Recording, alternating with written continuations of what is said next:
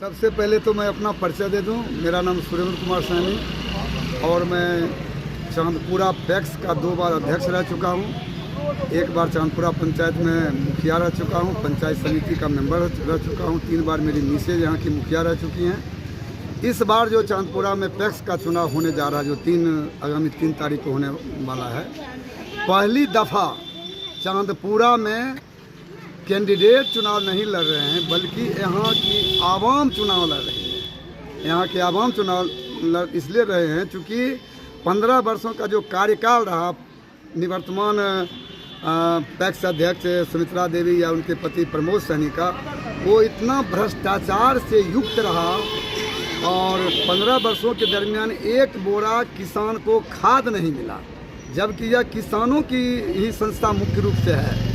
एक बोरा खाद नहीं मिला तो किसानों की समस्या अपनी जगह है। पैक्स के माध्यम से महिलाओं को ग्रुप लोन दिया जाता है और काफ़ी आक्रोश के साथ मैं कह रहा हूँ, इसकी जांच भी की जा सकती है। गरीबों के नाम पर, गरीब महिलाओं के नाम पर लाखों रुपये उठाए गए, ना तो उनको पासबुक दिए गए और ना तो दी गई राशि को पासबुक में एंट्री करवाई गई। लोगों ने रुपये जमा किए और सारे के सारे लोग अधिकांशतः ड्यूजर हैं, जबकि सारे लोगों ने अधिकांशतः लोगों ने पैसा जमा कर दिया है।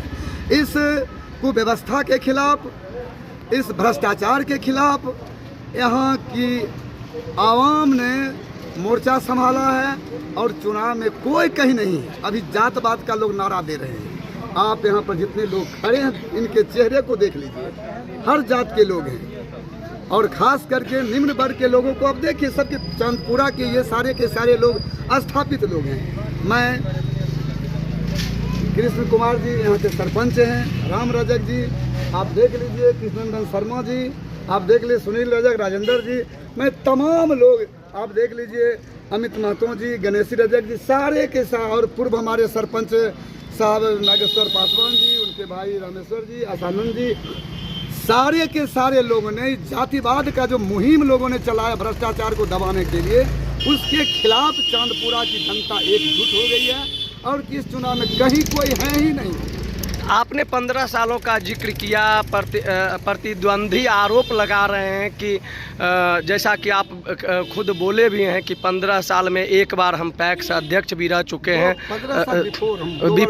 बिफोर में। तो उनका कहना है कि पैक्स पर जो है 15 साल जैसे राज करने दिए तो 5 साल और करने देगा।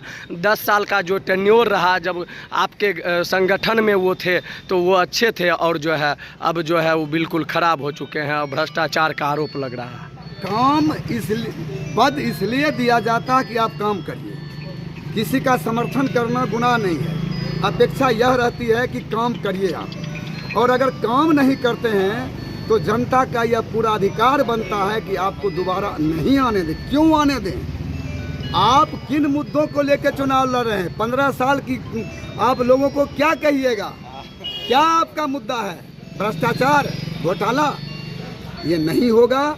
और चांदपुरा की जनता एक ऐसे स्वच्छ छवि के, जिनका समाज में एक अच्छा चरित्र माना जाता है, वो किस जात के हैं इससे कोई वास्ता नहीं है।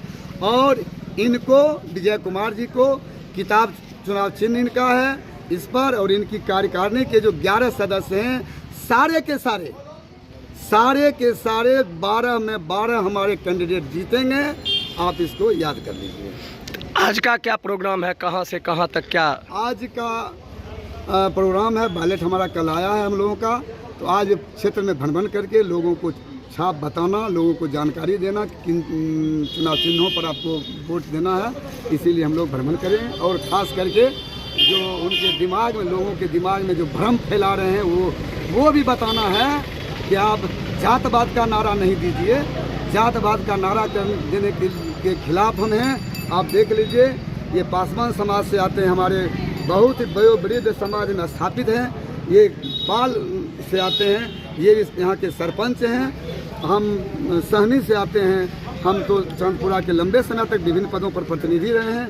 देख लीजिए, रजक हैं, राम रजक हैं, राजेंद्र जी हैं, आसन, सारे लोग हैं जो विभिन्न जातियों, विभिन्न वर्गों से, निम्न वर्ग के विभिन्न जातियों से आते हैं।